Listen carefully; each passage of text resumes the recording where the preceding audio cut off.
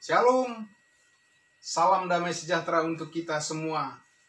Selamat berjumpa dengan kami di sini Gereja Injil Karunia Makedonia, Jakarta Timur. Senang sekali kita bisa bersama-sama belajar firman Tuhan untuk bertumbuh bersama, berbuah dan menjadi dewasa dalam Kristus.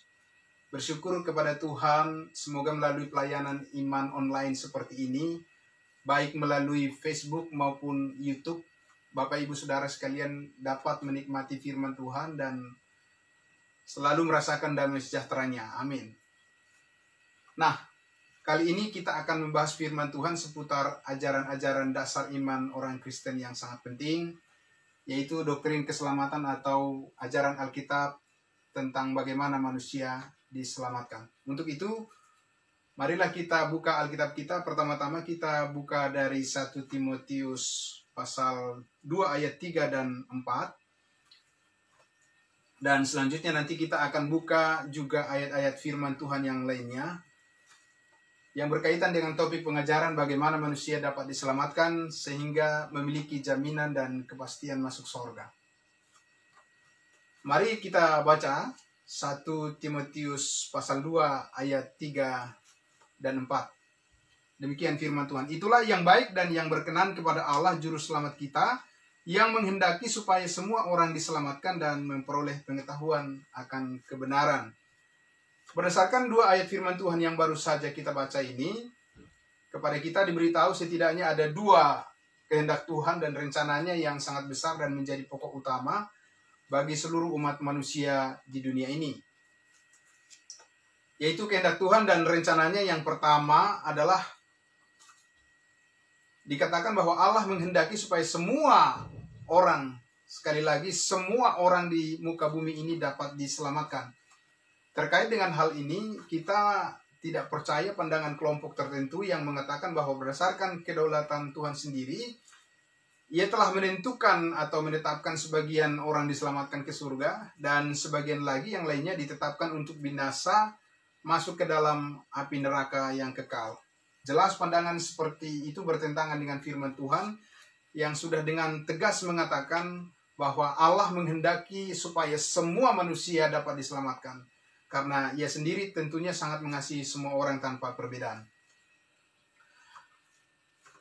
Nah, karena itulah kita tidak menyembah Tuhan yang pilih-pilih kasih, tetapi Tuhan yang mengasihi semua orang dan memanggil agar semua mereka diselamatkan masuk surga. Kemudian hal yang kedua, kehendak Tuhan dan rencananya yang sangat besar dan menjadi hal pokok. Tadi disebutkan dalam firman Tuhan ini adalah bahwa sesudah kita diselamatkan, maka selanjutnya kita harus datang kepada pengetahuan yang benar. Yaitu suatu pengetahuan yang didasarkan pada Alkitab yang dapat terus membimbing iman kita kepada pertumbuhan pengenalan akan kasih karunia Tuhan yang sepenuhnya mengikut Dia. Nah, dalam sesi pembahasan kita kali ini, kita akan terlebih dahulu memfokuskan kepada kehendak utama Allah yang pertama, yaitu bagaimana supaya manusia memperoleh hidup yang kekal atau mengalami keselamatan masuk surga. Lalu di hari-hari yang akan datang, kita juga akan membahas hal yang kedua, yaitu bagaimana kita dapat makin bertumbuh dalam pengetahuan yang benar dan dalam pengenalan akan kasih karunia Allah sesuai dengan Alkitab. Supaya kita dimampukan terus melayani Dia, Tuhan dan Juru Selamat kita. Nah, sekarang mari kita lihat lagi firman Tuhan dalam Mazmur pasal 51 ayat 7. Demikian firman Tuhan. Sesungguhnya dalam kesalahan aku diperanakkan, dalam dosa aku dikandung ibuku. Sesungguhnya dalam kesalahan aku diperanakkan, dalam dosa aku dikandung ibuku. Banyak orang yang menganggap bahwa manusia menjadi berdosa karena mereka melakukan dosa. Tetapi firman Tuhan ini berkata tidak demikian. Yang firman Tuhan ini katakan ialah bahwa bahkan sejak dari dalam kandungan ibunya, Daud yang menulis kitab Mazmur ini mengaku bahwa dirinya telah berdosa. Sekali lagi ia mengaku bahwa berdosa sejak masih dalam usia bayi kecil. Perlu digarisbawahi apa yang firman Tuhan katakan bahwa Daud dan semua manusia bukan berdosa dari dalam kandungan ibunya, tetapi berdosa. Lain berdosa, lain berbuat dosa. Karena tidak mungkin ada anak masih dalam kandungan ibunya sanggup berbuat dosa. Lahir saja belum. Tetapi faktanya Alkitab berkata ia telah berdosa. Tentang hal ini sering sekali banyak orang keliru memahaminya. Kata berdosa di sini adalah menunjukkan status rohani yang sudah jatuh dari hadapan Allah. Sedangkan berbuat dosa adalah tindakan yang muncul kemudian setelah seseorang itu lahir dan sanggup berbuat. Ibarat batang pohon dan buahnya jelas berbeda. Pertama-tama yang muncul adalah batang pohonnya, barulah kemudian setelah bertumbuh akan muncul buahnya. Jadi Alkitab mengatakan bahwa semua manusia sudah berdosa. Sekalipun belum pernah berbuat dosa, belum pernah mencuri, belum pernah berbohong dan sebagainya. Tetapi di hadapan Allah semuanya manusia sudah bersalah. Pertanyaannya ialah kenapa bisa demikian? Bukankah kita bisa melihat kalau di pengadilan manusia di dunia ini menyatakan bahwa seseorang yang tidak terbukti berbuat atau melakukan kesalahan harus dinyatakan tidak bersalah. Nah, disinilah kita dapat melihat perbedaan yang sangat jauh seperti apa perbandingan antara penilaian Tuhan dan penilaian manusia dalam menentukan suatu fakta kebenaran. Nah, untuk itu mari kita lihat lagi ayat firman Tuhan dalam Roma pasal 5 ayat 12. Roma pasal 5 ayat 12. Demikian firman Tuhan. Sebab itu sama seperti dosa telah masuk ke dalam dunia oleh satu orang, dan oleh dosa itu juga maut, demikianlah maut itu telah menjalar kepada semua orang, karena semua orang telah berbuat dosa. Inilah alasan utama mengapa setiap orang di dunia ini telah divonis dan ditetapkan dalam keadaan sudah berdosa sejak dari dalam kandungan ibunya. Bahwa semuanya akar masalah ini bersumber dari satu orang, yaitu manusia yang pertama, Adam, nenek moyang semua umat manusia di dunia ini. Bahwa Adamlah yang dianggap pertama kali harus bertanggung jawab atas dosa yang terjadi dan tidak luput dari hukuman. Ketika ia melakukan dosa, ia dan istrinya Hawa melanggar firman Tuhan, yang tergoda oleh iblis yang menyaruh sebagai ular di Taman Eden waktu itu. Maka dosa Adam itu pula lah yang dihisapkan secara otomatis kepada seluruh keturunannya termasuk kita semua. Nah, ada kelompok tertentu yang mengajarkan bahwa karena Yesus telah mati di kayu salib menebus semua manusia, maka saat ini manusia berdosa bukan lagi karena dosa Adam, tapi karena perbuatan masing-masing orang. Tentu saja pandangan seperti itu tidak sesuai dengan firman Tuhan. Karena sudah jelas sekali firman Tuhan ini berkata bahwa berawal dari dosa satu orang itu, yaitu dosa Adam, akhirnya telah menjalar kepada semua orang. Sehingga kebenaran ini sinkron atau selaras dengan firman Tuhan dalam Mazmur pasal 51 ayat 7 yang sudah kita baca tadi, yang mengatakan bahwa sejak dari dalam kandungan ibunya semua manusia sudah berdosa dan kehilangan kemuliaan Allah. Sebagaimana juga dikatakan dalam Roma pasal 3 ayat 23. Nah, sekarang setelah kita mengetahui dari firman Tuhan ini bahwa semua manusia sudah berdosa dan kehilangan kemuliaan Allah, bahwa semua manusia layak dimurkai karena tidak ada yang benar seorang pun tidak. Lalu apa konsekuensinya? Apa yang patut diterima oleh semua manusia yang berdosa? Mari kita lihat lagi firman Tuhan masih dalam Roma pasal 5 ayat 12. Tadi dikatakan, dan oleh dosa itu juga maut.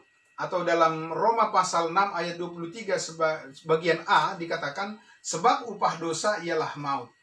Artinya Bapak Ibu Saudara, siapapun manusia jika tidak lepas dari dosa, maka upahnya ialah maut. Atau hukuman kebinasaan bersama dengan iblis dan para pengikutnya kelak di dalam api yang kekal.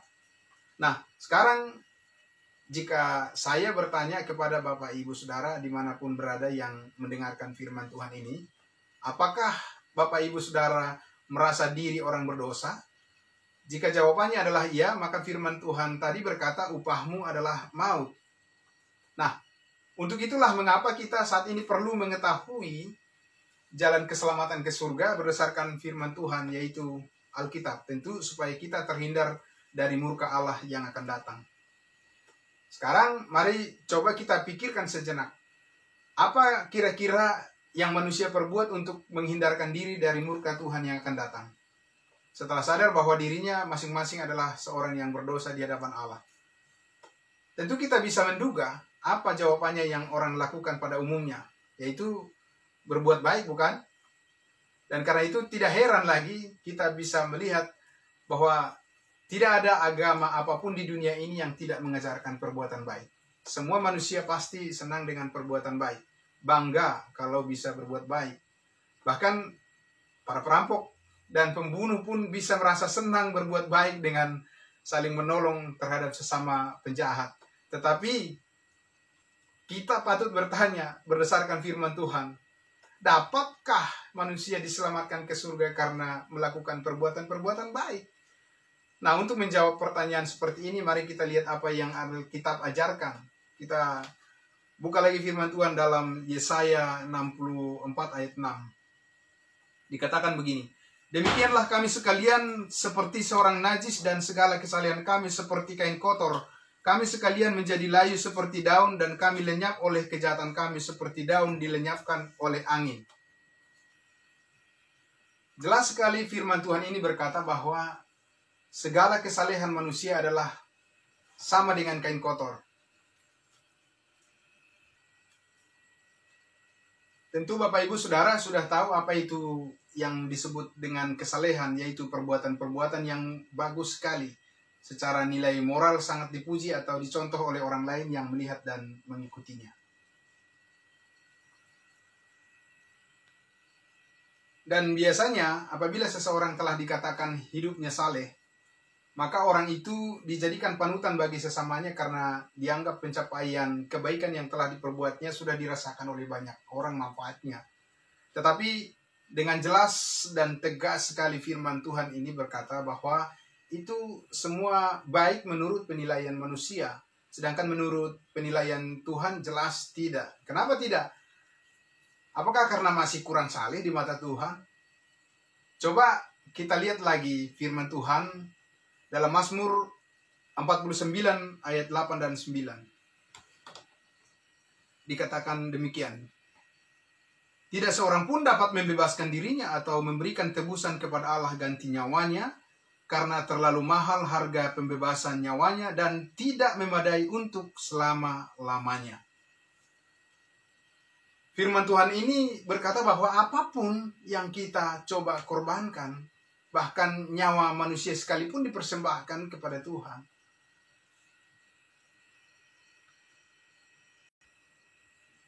tetap tidak pernah bisa memadai atau cukup untuk selama-lamanya.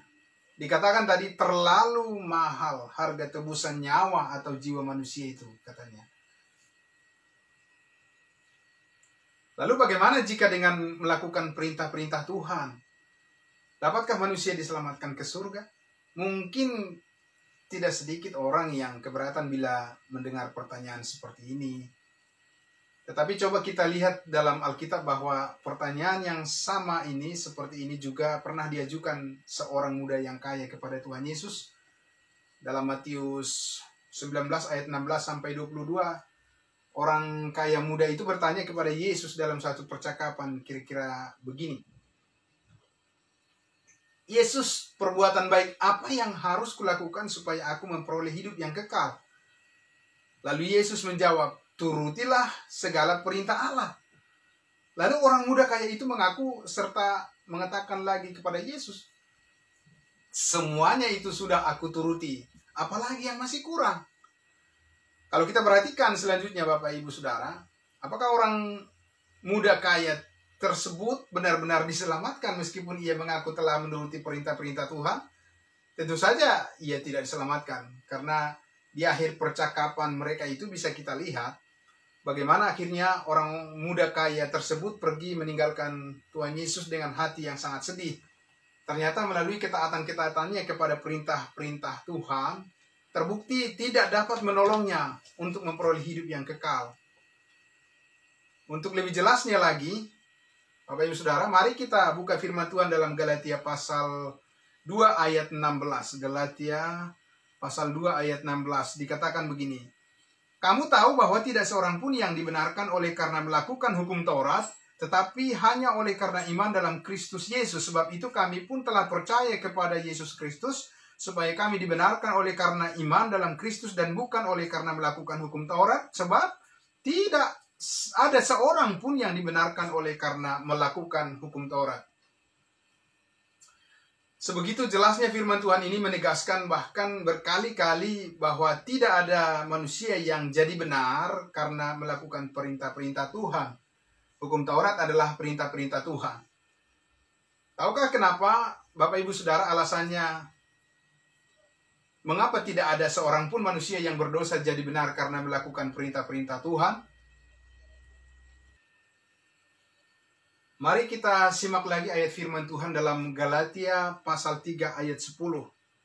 Demikian firman Tuhan. Karena semua orang yang hidup dari pekerjaan hukum Taurat berada di bawah kutuk. Sebab ada tertulis, terkutuklah orang yang tidak setia melakukan segala sesuatu yang tertulis dalam kitab hukum Taurat. Apa yang ditegaskan oleh firman Tuhan ini? Terkutuklah orang yang tidak setia melakukan segala sesuatu yang tertulis dalam kitab hukum Taurat. Apa maksudnya Bapak Ibu Saudara? Dengan kata lain, melakukan perintah-perintah Tuhan itu bukan dengan setengah-setengah atau semampu kita. Yang penting sudah berusaha. Tidak. Kalimat yang penting sudah berusaha bukanlah tanda orang yang sudah melakukan perintah-perintah Tuhan. Tetapi yang dianggap melakukan perintah-perintah Tuhan ialah yang sanggup bekerja dengan sempurna dan melakukan 100% tanpa pernah salah. Dengan kata lain, jika satu salah saja, maka semua menjadi sia-sia, tidak berguna di hadapan Allah, dan itulah kain kotor di hadapan Tuhan. Jadi, meskipun nampaknya kesalahan manusia itu mendapat pujian atau acungan jempol dari sesamanya, tetapi di hadapan Tuhan semuanya itu tidak mendapat hitungan. Tetapi jika ada yang sanggup melakukan perintah-perintah Tuhan dengan sempurna, barulah bisa hal itu menjadi jalan keselamatan ke surga. Tetapi faktanya, tidak ada seorang pun manusia yang tidak berdosa. Bahkan dari dalam rahim ibunya telah berdosa. Semua manusia yang pernah hidup di dunia ini tidak luput dari dosa. Kecuali satu orang, yaitu Yesus Kristus yang adalah juga Tuhan kita. Sekarang, kalau demikian halnya, bahwa tidak mungkin ada manusia yang berdosa akan diselamatkan dengan mengandalkan perbuatan-perbuatan baiknya, ataupun karena ketaatannya melakukan perintah-perintah Tuhan, lantas seperti apa jalan keselamatan ke surga yang Tuhan Allah sediakan bagi manusia? Bagaimana cara Tuhan menyelamatkan manusia yang berdosa? Apa yang sebenarnya diajarkan Alkitab? Untuk menjawab pertanyaan-pertanyaan tersebut, mari kita lihat dulu cara Tuhan bagaimana ia dapat menyelesaikan masalah ini. Kita buka 1 Petrus pasal 3 ayat 18. 1 Petrus 3 ayatnya yang ke-18. Sebab juga Kristus telah mati sekali untuk segala dosa kita, ia yang benar untuk orang-orang yang tidak benar, supaya ia membawa kita kepada Allah, ia yang telah dibunuh dalam keadaannya sebagai manusia, tetapi yang telah dibangkitkan menurut roh. Sebab juga Kristus telah mati sekali untuk segala dosa kita. Hal yang pertama yang Tuhan lakukan untuk dapat menyelamatkan manusia ke surga, ialah menebus dan mengampuni segala dosa manusia. Maka untuk itulah Yesus Kristus sebagai satu-satunya anak domba Allah yang tidak bercacat telah datang ke dunia ini 2000 tahun yang lalu. Dia datang sebagai anak manusia, mati di atas kayu salib untuk menghapus semua dosa umat manusia tanpa kecuali.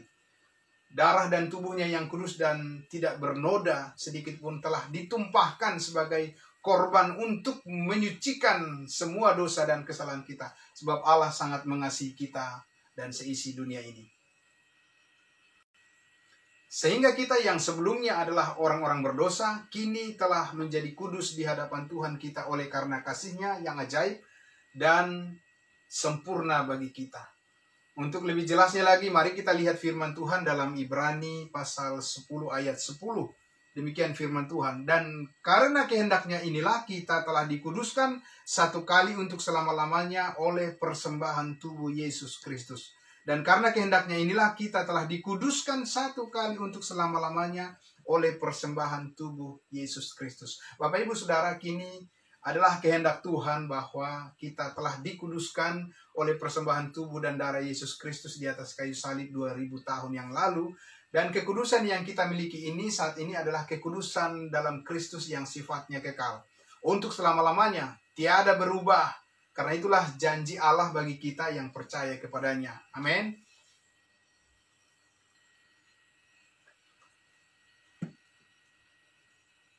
Dulu, Bapak Ibu Saudara, sebelum saya mengetahui dan mengerti kebenaran ini, saya selalu merasa diri saya sendiri adalah orang berdosa. Dan rajin sekali saya mengaku kepada Tuhan bahwa saya adalah orang berdosa dan tidak layak di hadapannya. Tetapi sejak saya mendengar dan percaya Injil keselamatan yang luar biasa ini pada tahun 1993 yang lalu, ketika itu saya benar-benar percaya bahwa semua dosa saya telah diampuni Tuhan. Baik dosa yang dulu, sekarang, maupun yang akan datang sudah selesai dihapuskan oleh kematian Yesus. Sejak itu, pikiran dan hati saya benar-benar dirubah oleh kuasa Roh Kudus. Sehingga sampai saat ini, saya tidak lagi merasa diri saya adalah orang berdosa lagi. Tetapi saya selalu menyadari bahwa saya sudah menjadi orang kudusnya Tuhan, milik Tuhan Yesus sampai selama-lamanya.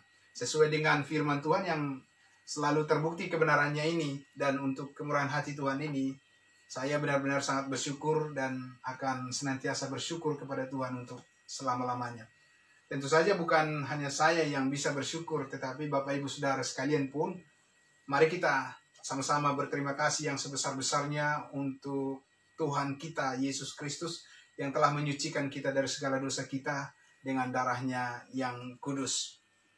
Sehingga kini kita semuanya telah menjadi orang-orang kudusnya, dan posisi rohani atau status rohani yang baru ini adalah benar-benar telah menjadi milik kita untuk selama-lamanya. Itulah kasih karunia Tuhan bagi kita semua yang percaya kepadanya. Nah, kalau demikian setelah Yesus Kristus mati disalibkan di Kalvari sejak 2000 tahun yang lalu, pertanyaannya adalah apakah saat ini jalan keselamatan masuk sorga sudah terbuka lebar dan seluas-luasnya bagi seluruh umat manusia? Masih sempitkah jalan menuju kepada kehidupan kekal itu? Karena kalau kita perhatikan di zaman kasih karunia sekarang ini, masih banyak orang yang mengejarkan untuk masuk sorga itu tidak semudah itu. Mereka berkata harus begini dan harus begitu, harus melakukan ini dan harus melakukan itu, sampai akhirnya mereka jadi bingung apakah diri mereka punya kepastian keselamatan atau tidak. Sehingga mereka lebih memilih berkata, ya mudah-mudahan, semoga, atau jika Tuhan berkehendak dan sebagainya. Nah, untuk itu mari kita baca lagi firman Tuhan dalam Efesus pasal 2 ayat 8 dan 9. Dikatakan begini, sebab karena kasih karunia kamu diselamatkan oleh iman, itu bukan hasil usahamu tetapi pemberian Allah. Itu bukan hasil pekerjaanmu, jangan ada orang yang memegahkan diri. Apa yang tidak dikatakan firman Tuhan ini Bapak Ibu Saudara? Biasanya kita mendengar apa yang dikatakan firman Tuhan. Tetapi sekarang saya ingin mengetahui apa yang tidak dikatakan oleh firman Tuhan ini. Pertama, mari kita perhatikan, firman Tuhan ini tidak mengatakan bahwa kita diselamatkan oleh karena usaha kita, atau karena perbuatan atau pekerjaan yang kita lakukan. Itulah yang tidak dikatakan firman Tuhan. Tetapi yang dikatakan firman Tuhan ini adalah kita diselamatkan oleh kasih karunia, yaitu pemberian Allah secara cuma-cuma. Apa itu kasih karunia? Dalam Yohanes pasal 3 ayat 16 berkata, karena begitu besar kasih Allah akan dunia ini, sehingga ia mengaruniakan anaknya yang tunggal, supaya setiap orang yang percaya kepadanya tidak binasa, melainkan beroleh hidup yang kekal. Itulah kasih karunia Allah, pemberian cuma-cuma. Yesus mati di atas kayu salib, menghapus semua dosa kita. Sebuah hadiah kepada kita yang percaya kepadanya. Hadiah apa itu Bapak Ibu Saudara? Yaitu hadiah hidup yang kekal di dalam sorga selama-lamanya. Puji Tuhan, bahwa Allah Bapa rela mengaruniakan anaknya yang tunggal mati digantung di kayu salib demi menyelamatkan kita dari kuasa dosa dan maut sekali untuk selama-lamanya. Hal kedua, apa yang tidak dikatakan firman Tuhan ini adalah bahwa kita diselamatkan oleh iman. Bukan oleh iman kita diselamatkan, tetapi melalui iman. Dalam Alkitab King James Version dikatakan true faith, artinya melalui iman. Bahwa keselamatan kekal dalam Kristus Yesus itu kita terima dan sampai kepada kita pakai saluran iman. Sehingga masuk ke dalam hati dan kehidupan kita. Dan setelah keselamatan karena anugerah atau kasih karunia ini sudah sampai dan kita terima melalui iman, maka hidup kita pun sudah sampai juga ke dalam hidup yang kekal itu yang ada di dalam Tuhan Yesus Kristus. Maka hidup kekal itu atau keselamatan kita di dalam Tuhan Yesus Kristus itu tidak mungkin bisa hilang. Sebab siapa yang namanya kekal, itu tidak dapat hilang. Yang dapat hilang adalah yang sifatnya yang sementara ini. Untuk lebih lagi menegaskan kebenaran akan jaminan kepastian keselamatan kita dalam Kristus Yesus, mari kita lihat lagi firman Tuhan Yesus dalam Yohanes pasal 10 ayat 28 dan 29. Dikatakan begini, dan aku memberikan hidup yang kekal kepada mereka, dan mereka pasti tidak akan binasa sampai selama-lamanya, dan seorang pun tidak akan merebut mereka dari tanganku. Bapakku yang memberikan mereka kepadaku lebih besar daripada siapapun, dan seorang pun tidak dapat merebut mereka dari tangan Bapa. Inilah janji Tuhan sebagai pegangan kita dalam hidup ini dan untuk selamanya. Ini bukan janji manusia, tetapi janji firman Tuhan yang tidak mungkin bisa berubah selama-lamanya. Bahwa Tuhan Yesus telah berjanji kepada setiap orang yang percaya kepadanya tidak akan binasa, tetapi diberikan hidup kekal. Di mana hidup kekal itu yang Tuhan janjikan itu? Ya, di sorga. Dan itu adalah sebuah ukuran yang pasti bahwa kita akan diselamatkan untuk selama-lamanya. Amin. Bahkan dikatakan tidak ada kuasa apapun yang dapat merebut kita atau melepaskan kita dari tangan Bapa di sorga. Amin. Haleluya. Tetapi yang anehnya ada juga kelompok orang yang mengajarkan tentang keselamatan orang percaya katanya bisa hilang. Kebetulan saya mengikuti percakapan mereka di sebuah grup WhatsApp. Kata mereka, ya sejauh imannya tidak dilepaskan, dia tetap selamat. Tetapi kalau imannya dilepaskan, ya hilanglah keselamatannya. Mendengar pemahaman tentang keselamatan seperti itu, tentu itu dangkal sekali. Ajaran seperti itu jadi aneh, bukan? Coba kita bayangkan Bapak Ibu Saudara, sewaktu mereka memperkenalkan Yesus kepada orang baru, mereka bilang begini, karena begitu besar kasih Allah akan dunia ini sehingga ia mengaruniakan anaknya yang tunggal supaya setiap orang yang percaya kepadanya tidak binasa melainkan beroleh hidup yang kekal. Yohanes 3:16. Ya. Tetapi kemudian setelah orang yang baru percaya itu diajak masuk kebaktian ke dalam gerejanya, lalu pendetanya memperdengarkan khotbah seperti ini. Bukan setiap orang yang berseru kepada aku, Tuhan, Tuhan, masuk ke dalam kerajaan sorga, melainkan ia yang melakukan kehendak Bapakku. Sontak saja orang yang baru percaya itu heran dalam hatinya, dan ia menjadi bingung. Bagaimana tidak bingung? Yang mana yang benar? Yang percaya atau yang melakukan yang akan masuk ke dalam sorga? Kemudian ada juga yang menjawab, yang percaya dan berbuat baik. Dalam hati orang yang baru percaya itu, di awal saya dengar katanya Tuhan memberikan hidup yang kekal kepada orang yang percaya. Nah, sekarang pendeta bilang yang melakukan yang masuk kerajaan sorga. Di awal katanya saya dapat hidup yang kekal. Lama-lama mereka bilang keselamatan bisa hilang. Ya, makanya pilihlah gereja yang mengajarkan kebenaran firman Tuhan. Jangan asal masuk gereja. Bukannya bertumbuh imanmu, malah nanti bisa jadi hamba manusia. Nah, jadi dengan pembahasan doktrin keselamatan ini, berdasarkan firman Tuhan yang sudah sangat jelas kita kupas tadi, apa kesimpulan kita, Bapak Ibu Saudara? Kita buka Efesus pasal 1, ayatnya yang ke-13 dan 14. Demikian firman Tuhan.